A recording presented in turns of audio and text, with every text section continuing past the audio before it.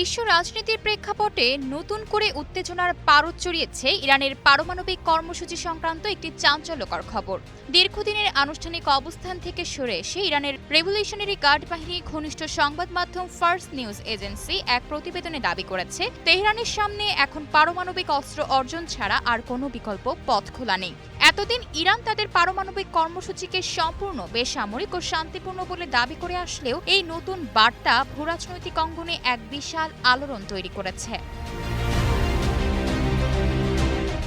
Farce news এজেন্সির একটি অজ্ঞাতনামা মন্তব্যে যুক্তি দেওয়া হয়েছে যে দেশের অখণ্ডতা রক্ষা এবং সম্ভাব্য সামরিক হামলার হুমকি মোকাবেলা করতে এখন পারমাণবিক প্রতিরোধ গড়ে তোলা সময়ের দাবি।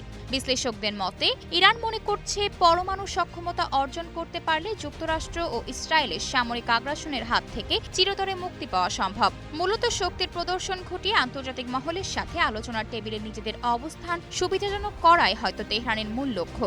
তারা মনে করছে, শক্তির ভারসাম্য বজায় রাখতে পারলে যুদ্ধের চেয়ে কূটনীতিই হবে প্রধান হাতিয়ার।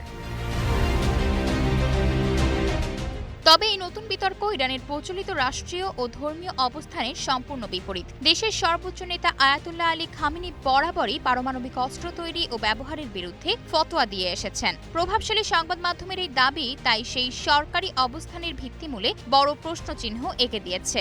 অবশ্য এই বক্তব্যটি সরাসরি ইরান সরকারের কোনো কর্মকর্তার পক্ষ থেকে অনুমোদিত বা সিলমোহর প্রাপ্ত নয়। তাই এটিকে এখনও একটি রাজনৈতিক বিতর্ক বা অভ্যন্তরীণ রক্ষণশীল শিবিরের একপাক্ষিক চিন্তার প্রতিফলন হিসেবে দেখা হচ্ছে।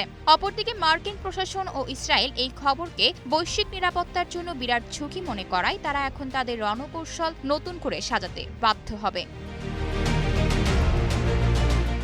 আয়েশা অর্থী, নিউজ ডেস্ক, গ্লোবাল টেলিভিশন।